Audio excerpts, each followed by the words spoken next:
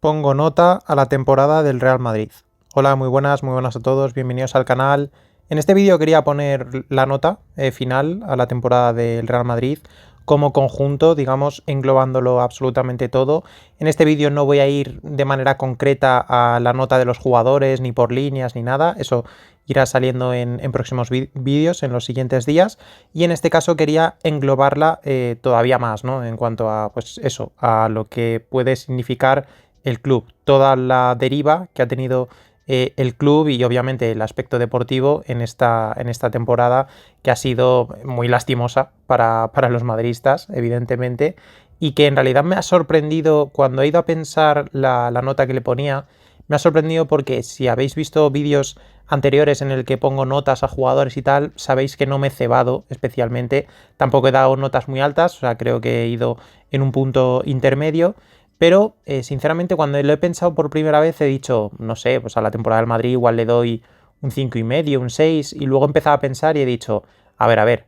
tranquilidad, ¿eh? Y he empezado ya a ir sumando factores y al final me he acabado yendo a una nota de 3, 3,5, que es la nota que le voy a dar a esta temporada del Real Madrid. Obviamente la voy a explicar porque mis motivos y todo ello, pero sí, mi nota va a ser eso, 3, 3,5, quizá más tirando al 3 porque obviamente ha habido muchas cosas que tienes que sumar en el debe del club y que tienen que computar a la hora de establecer esta nota, que no solo va desde el punto de vista deportivo de la consecución de los títulos, que obviamente ahí ya sabemos cómo ha ido la deriva, ¿no? Sino todo el dibujo un poco más completo. Y es que sin duda vamos a empezar por lo mollar, que es obviamente la consecución de los títulos, ¿no? ¿Cuántos títulos ha podido ganar el Real Madrid? No solo el número, sino la importancia de los mismos. No es lo mismo, evidentemente, si ganas una Champions que si ganas una Supercopa de España. En este caso el Madrid, obviamente, ha ganado 0 títulos y no es solo también si los ganas o si no los ganas, sino el cómo te quedas de lejos de poder ganarlos. Porque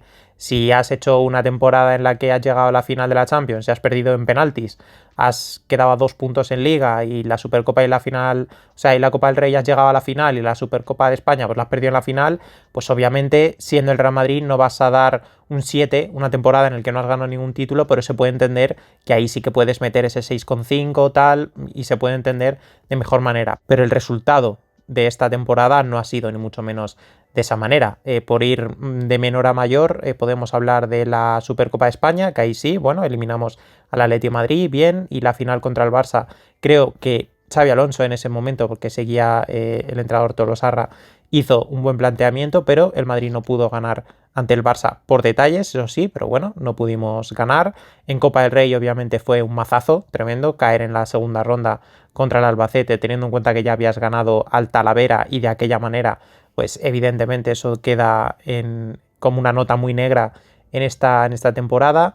Esta temporada también es algo atípica respecto a que, bueno, también puedes incluir en la misma el Mundial de Clubes, teniendo en cuenta que en realidad cosas de las que ocurrieron en ese Mundial de Clubes se pudieron ver durante el resto de la temporada, pues lo voy a incluir en ese sentido. Y tenemos en el Mundial de Clubes cómo llegamos a las semifinales contra el PSG, evidentemente caímos de manera contundente, pero bueno, si hay un equipo contra el que podías caer de manera contundente es contra el reciente campeón de Europa, que le había metido 5 contra al Inter de Milán. Aunque es cierto que el propio PSG no estaba dando muestras de ser muy contundente, de estar realmente a un gran nivel en ese Mundial de Clubes, pero bueno, entendemos que se podía dar. Además, la forma en la que se da, teniendo en cuenta que el Madrid comete esos 2 errores muy graves en la primera parte, te pones ya con 0-2, pues obviamente es algo que tienes que valorar. Obviamente en ese partido tenemos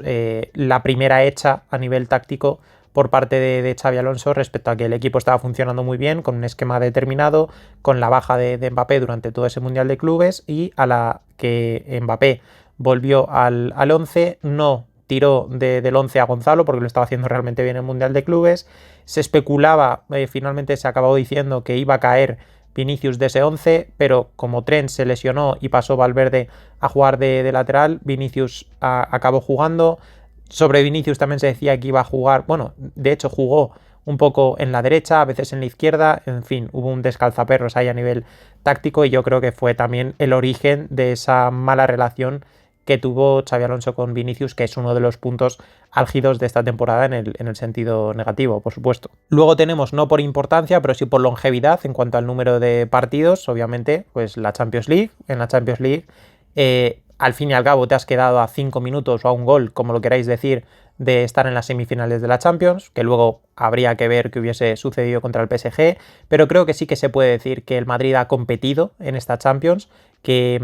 al fin y al cabo es lo que en realidad tengo que pedir al equipo. Ya sé que venimos de la época que venimos del Real Madrid y que eso puede sonar muy, muy poco, sobre todo teniendo en cuenta que estamos hablando de la plantilla más cara del mundo, o por lo menos en cuanto a nivel económico eso es así. Luego en el rendimiento deportivo y las cuestiones de las lesiones y tal, obviamente son factores que hay que tener muy muy en cuenta a la hora de bajarle el precio a esta misma plantilla, además de otra serie de cosas como jugadores que seguramente estén sobrevalorados según esa valoración que nos están haciendo a nivel eso, de precio de cada jugador, pero oficialmente estamos hablando de la plantilla más cara del mundo. Y ahí, pues como digo, a 5 minutos de las semifinales de la Champions, habiendo en ese caso haber eliminado al Bayern de Múnich o haberte quedado a un gol, eliminaste al Manchester City. Es cierto que con ese segundo partido en el que se te puso todo de cara, aparte de por el marcador inicial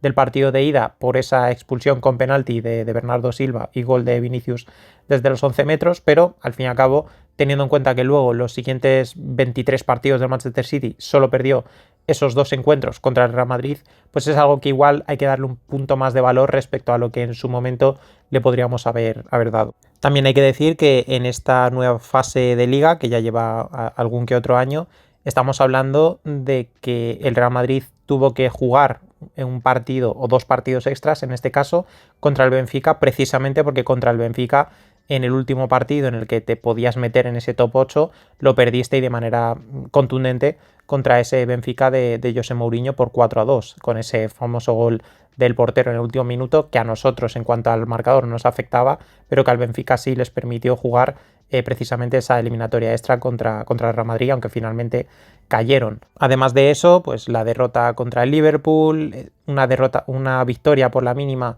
contra la Juventus, ganar al Olympique de Marsella por únicamente 2 goles en el Bernabéu y los 2 goles de penalti. Es decir, la Champions no estaba siendo ni mucho menos buena para el Real Madrid, pero sí que cuando llegaron las eliminatorias sí que pudimos ver ese punto de vista algo más competitivo de un Madrid ni mucho menos brillante, sí con ese partido en la ida en el Bernabéu contra Manchester City, por supuesto, con esa histórica noche especialmente de Fede Valverde, pero sí que el Real Madrid, pues eso, con lo que tenía, creo que fue sacando bastante más de lo que podíamos esperar en ciertos momentos cuando llegábamos a afrontar esas eliminatorias, ¿no? Que siempre nos dábamos por perdidos antes incluso de jugarla. Si puntuase desde el punto de vista únicamente concreto, individual de la Champions, quizá le podría dar un 6, un 6,5, pero como digo, no estoy para eso, o sea, no estoy para concretar en las competiciones o en los jugadores tal, estoy para meterlo en un contexto algo más globalizado, así que ese 6 que le pudiese dar en Champions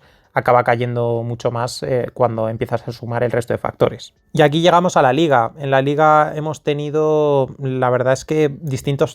fases, ¿no? Porque hemos empezado la Liga realmente bien, con contundencia en los resultados y en el juego, bueno, por momentos íbamos viendo cosas que nos podían hacer ver que sí que este equipo estaba preparado para ganar esta Liga Española. Por mucho que sacases algunos partidos por la mínima y tal, sí que se podían ver trazas de un equipo que llevábamos demandando años, ¿no? Equipo que presionaba arriba, que obtenía pocas situaciones de peligro en defensa, que Courtois aparecía muy muy poco. Un equipo que daba una sensación compacta, sólida, que en ese momento los debates eran sobre si el inicio de Fede Valverde estaba siendo malo, cuando el equipo estaba ganando precisamente por parte del equilibrio que le daba el uruguayo, sobre obviamente el jardín, digamos, que se había metido Xabi Alonso con el tema de Vinicius, que si lo ponía de suplente, que si este titular, que si ahora salía 20 minutos, que si tal. Hubo muchos debates acerca de ese inicio de Vinicius. La realidad es que a nivel numérico estaba siendo su mejor inicio en el Real Madrid. Es una cosa un poco contradictoria, pero los datos en ese caso sí que no mienten. Y el tema en realidad se complica antes de ese problema en el clásico que ganamos, pero antes de ese problema de Vinicius, que evidentemente abre una brecha en lo que es la posible gestión de Xabi Alonso en la plantilla, una plantilla que ya de por sí iba a ser complicada de gestionar y que esa primera traza la pudimos ver contra el Atleti de Madrid. En ese momento el Madrid llegaba a una trayectoria impoluta en Liga Española, pero volvía Jude Bellingham. En ese partido me parecía absolutamente imposible, o sea, no daba ni un 1% de posibilidades de que fuese titular y efectivamente lo fue. El Madrid, más allá de por lo de Bellingham, también pudo perder, pues porque el Atleti de Madrid en los últimos años en ciertos partidos pues se nos ha dado mal, y especialmente cuando jugamos en el Wanda o en el Civitas o como se llame ahora, que ya me pierdo. Pero sí que es cierto que la derrota fue contundente, por supuesto, un 5-2 es por supuesto contundente, y además la gestión especialmente de la segunda parte de Xabi Alonso a mí personalmente me horrorizó. Creo que hizo todos los cambios mal, y eso ya podía dejar ver una serie de cosas que en siguientes partidos sí que se pudo ver de manera más agravada. Luego tenemos el clásico, por supuesto. En ese clásico empieza planteando mal Xabi Alonso, pero hace un cambio sobre las posiciones de Camavinga y Bellingham, y el Madrid empieza a carburar un poco mejor. Es cierto que el Barça no venía ni mucho menos en un gran estado de forma, ni muchísimo menos. Además, con Lamine soltando las chorradas que soltó previas a ese partido, lo que nos enardeció y nos facilitó el poder salir concentrados al partido. Y en ese momento parecía que la liga podía estar ganada, porque esa es la realidad, eso era lo que parecía. Sobre todo porque después de esa victoria por 2-1 en el Clásico, llegaba uno de los mejores partidos de la temporada, que fue el partido en el Bernabéu también contra el Valencia, ese 4-0 que podía ejemplificar el hecho de que el Real Madrid, pues oye, sí que estaba en una buena trayectoria, por lo menos a nivel doméstico, por lo menos en la Liga. Luego en la Champions ya habría que ver otra serie de cuestiones, ¿no? Pero en ese partido yo es cuando marco realmente la ruptura en el caso de Xabi Alonso. Y para mí fue muy evidente. Fíjate que, ya digo, era una victoria contundente, además, con buenos goles y tal. Pero creo que en ese penalti que le cede Mbappé a Vinicius, teniendo en cuenta, a ver, Mbappé venía de fallar un penalti en el clásico anterior, pero el clásico, que era el partido justo anterior, era el partido en el que pues Vinicius había tenido esa salida de tono, en el cambio de Xabi Alonso, en fin, cosas que ya sabemos, ¿no? Lo de que había pedido perdón a todo el mundo menos a Xabi Alonso, en fin, ahí ya se veía que había un conflicto. A partir de ahí, Vinicius no volvió a ser sustituido por Xabi Alonso, cosa que al entrenador le genera un problema a la hora de poder gestionar la plantilla y de poder actuar en base a la lectura que hace de los partidos. O sea que obviamente se le complicaba. Pero para mí fue muy clave lo del tema del penalti, porque ahí se vio claramente en esa rueda de prensa. Además, lo dije en el podcast con Iñaki, lo dije en Twitter, vi mustio, esta fue la palabra que utilicé, a Xabi Alonso en esa rueda de prensa. Creo que es el punto de inflexión realmente de la temporada, ese partido contra el Valencia. Íbamos 2-0 en la primera parte y ese penalti lo que hacía era sentenciar a 3-0. Ese penalti lo falla Vinicius, cedido por Mbappé, luego marca a Bellingham y nos vamos 3-0 aún así al descanso.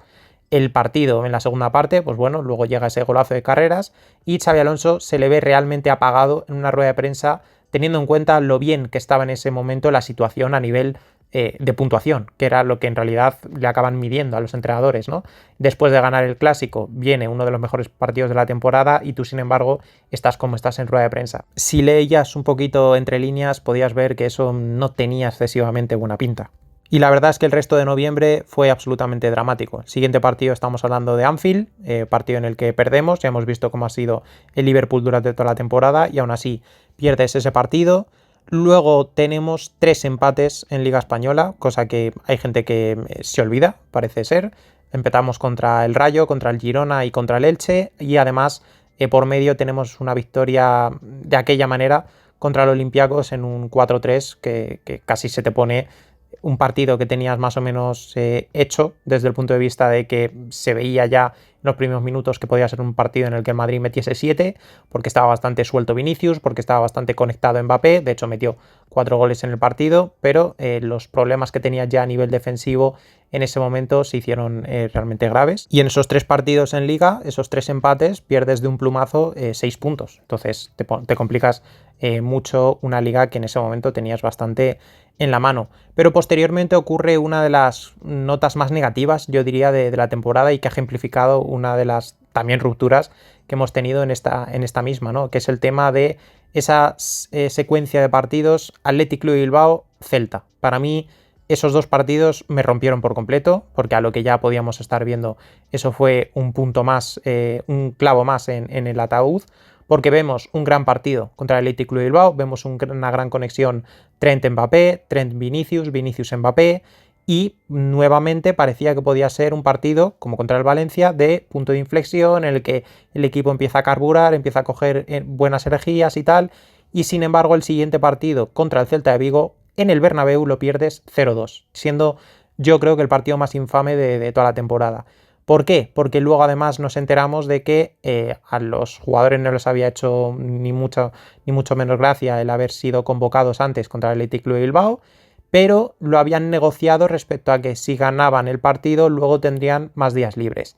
¿Qué pasa? Que después de esos días libres y tal, llega el Celta y te mete 2 en tu casa. Pero no solo eso, sino que si recordáis, ese es el partido en el que además Militao en el minuto 23 cae lesionado por 4 o 5 meses. Entonces, pero además, más allá de esa gravedad, obviamente, de la lesión de Militao, que cambia mucho el plano competitivo del Real Madrid, además vemos otro de la inmovilidad de Xabi Alonso a nivel táctico, ya que antes de esa lesión de Militao, el Celta te estaba arrasando, o sea, iban 0-0 todavía, pero el Celta te estaba metiendo una paliza bastante seria, y tienes la posibilidad de que en ese momento, teniendo en cuenta que se te ha lesionado el central, se te ha lesionado Militao, puedes hacer un cambio táctico, puedes bajar a Tchouaméni a la posición de central y cambiar el esquema que en ese momento no estaba funcionando. Sin embargo, en esas Xabi Alonso únicamente hizo jugador por jugador, metió a Rüdiger a cambio de Militao. Evidentemente el partido no cambió en nada, y además encima en ese partido tenemos esa expulsión tontísima de Fran García en un minuto por 2 entradas, tenemos la expulsión rigurosa en este caso, pero a Carreras, la expulsión también a Hendrik desde el banquillo cuando se calentó ahí el partido, y ese gol final del Celta cerrando esa derrota. Para mí ese es uno de los puntos de inflexión en negativo de la temporada, sin duda, porque parecía que podíamos entrar en uno a favor, en uno en positivo, y sin embargo fue como echar un jarrón de agua helada a la cara, ¿no? O sea, fue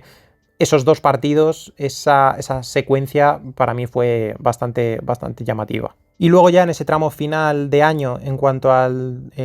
territorio liguero, podríamos decir, está el tema de Mbappé. El tema de Mbappé, de que si se hace daño un día, luego el siguiente juega, no juega contra el Manchester City, luego sí juega los siguientes partidos, juega contra el Talavera, que esto es de Copa del Rey, pero bueno, juega contra el Talavera, juega contra el Alavés, que parece que se vuelve a hacer daño, y luego llega el infame partido, porque yo lo llamo infame, contra el Sevilla, en el que a Mbappé se le ve única y exclusivamente centrado en su récord, un récord absurdo de Cristiano Ronaldo, un récord absurdo, que es uno de los récords que de no haberlo comentado, creo que no habríamos reparado en ello, porque era un récord completamente absurdo, y me parece absolutamente infame el partido que realiza el francés ese día contra el Sevilla, con una obsesión clara de meter goles, y sinceramente es uno de esos momentos de la temporada que te deja muy claro lo que está siendo este equipo, ¿no? Y luego desde la perspectiva liguera, en 2026 la verdad es que empiezas bien, por lo menos a nivel de resultados los vas sacando, alguno incluso de manera ciertamente holgada, como contra el Betis o contra la Real Sociedad, pero llegas a derrota contra los Osasuna y esa posterior derrota contra el Getafe, perdiendo de manera crítica muchos puntos en dos partidos de manera seguida. Te rehaces un poco, incluso llegas a ganar ese derbi contra el Athletic de Madrid, pero nuevamente vuelves a pinchar, en este caso contra el Mallorca, fuera de casa, y seguidamente pinchas de nuevo en un nuevo empate contra el Girona, que ya habías empatado en la ida, y en este caso empatabas también en la vuelta. A partir de ahí, con el siguiente empate contra el Betis y con la trayectoria de victorias que llevaba el Barça, obviamente luego después el clásico perdido, evidentemente la liga ya estaba completamente perdida. Y esa es más o menos la deriva que hemos ido teniendo en las competiciones. Ahora, también hay que añadir cosas absolutamente claves a la hora de yo tratar de explicar el por qué le he dado un 3, porque quizá con esto explicado, pues eso, te puede dar el 4, el 4,5, pero aquí tenemos que empezar a sumar cosas porque estoy dando nota al club, a la temporada, no, como digo, a un jugador en concreto. Y aquí sin duda pues tenemos que empezar a comentar pues el circo de las lesiones, el circo de las lesiones en este caso como circo, hablándolo como tal, del tema de Mbappé, de la rodilla, del mal diagnóstico, del tal, del cual, de que un partido sí lo juega, otro no, va a Arabia a tratar de salvar el puesto de Xabi Alonso, juega solo 5 o 10 minutos, luego dicen que está lesionado, pero yo no le veo que le pase nada en el partido. Por supuesto, lo del tema de las indisciplinas han sido constantes durante toda la temporada y eso tiene que repercutir a los entrenadores, pero también al que quita y da poder a los entrenadores, que en este caso es la estructura del club, la estructura deportiva, Florentino Pérez, que cada uno ponga el nombre o los nombres que quiera en este caso. No creo que sea cosa de una persona, creo que es, ya digo, una cosa mucho más global. Tenemos indisciplinas, bueno, por parte de la vida disoluta que ha tenido tanto Asencio como Carreras. Jude Bellingham en este caso se ha visto algo menos, pero creo que no ha cesado sus malos hábitos respecto a la temporada anterior, que creo que sí que ahí fue un punto mayor en cuanto al inglés. Luego hemos tenido lo de Mbappé, ya digo, el tema de las lesiones, los viajes, no viajes, las risitas también de Vinicius en el banquillo, lo de Valverde, que me parece una chorrada, pero bueno, también hay que comentarlo, lo de negarse a calentar, digo que es una chorrada por cómo era el partido, por la disponibilidad que ha tenido siempre este jugador, por este tipo de cosas, ¿no? Lo del Kairat, lo de no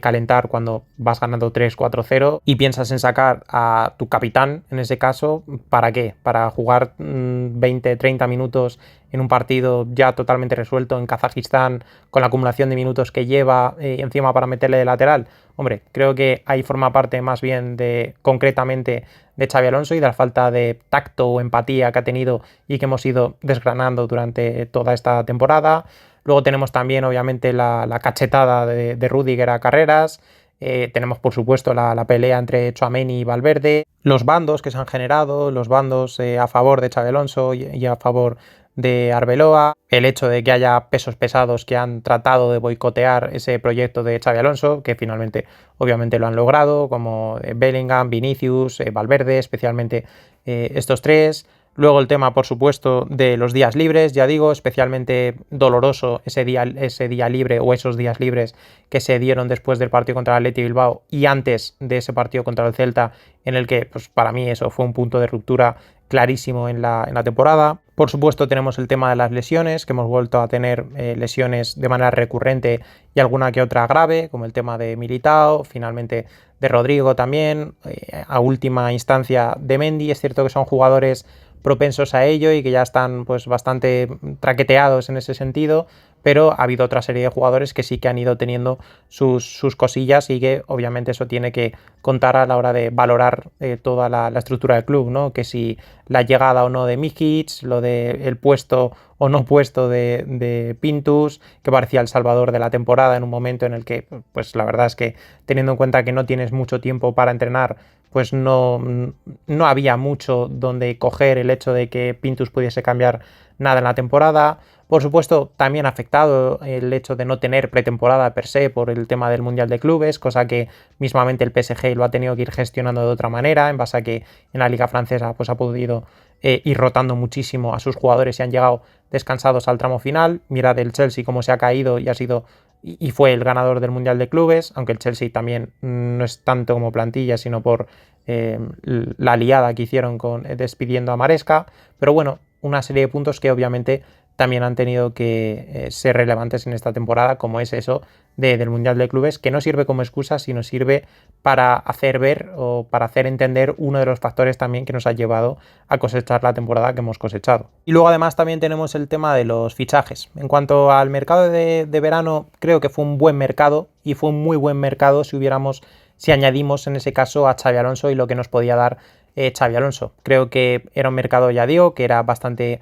coherente, que se había fichado perfiles que necesitaba el Madrid. Carreras era un fichaje bien tirado, en ocasiones podía parecer ciertamente caro, pero creo que en los primeros meses de temporada con el Real Madrid creo que se vio que había un jugador muy bueno. En el momento en el que la estructura del equipo cambió y también sus hábitos como profesional cambiaron, es evidente que ha pegado un bajón. El tema de Huijsen creo que ha sido un buen fichaje, que ha tenido sus altas y sus bajas desde todos los puntos de vista que quieras medir, pero bueno, creo que es un buen fichaje. Está el tema, por supuesto, de Franco Mastantuono, que era un fichaje que, teniendo en cuenta que a futuro iba a volver Nico Paz y que en el equipo ya estaban Bellingham y Güler, además de Brahim, era un fichaje que no parecía estar bien tirado, pero bueno, en los primeros meses sí que podía ser un jugador que te diese cosas distintas en ese perfil diestro, que no había ningún dominador claro en ese perfil. Estaba el tema de, obviamente ese es el puesto, digamos, de Valverde, porque si no tiene que ir al doble pivote con Tchouaméni o al lateral, y yendo al lateral tenía que dejar en el banquillo tanto a Trent como a Carvajal. También el fichaje de Trent, que ya sabemos que es un jugador muy especial, tanto en positivo como en negativo. En positivo, pues lo hemos podido ver en partidos como el mencionado partido contra el Athletic de Bilbao en San Mamés, que es un jugador pues que le da mucho en esa capacidad de conectar a Vinicius y Mbappé desde la lejanía, pero luego obviamente tienes un hándicap defensivo que sí, esto lo he comentado muchas veces, que si hay un equipo que se lo puede permitir es el equipo que tiene precisamente a Fede Valverde cerrando ese costado, pero al mismo tiempo lógicamente podía suponer cierto problema a nivel de vestuario por el tema de que al fin y al cabo tienes ahí a Carvajal, que Carvajal, especialmente teniendo en cuenta que había mundial este verano, va a querer jugar de más. Luego el tema de la configuración del centro del campo y la delantera, que iba a expulsar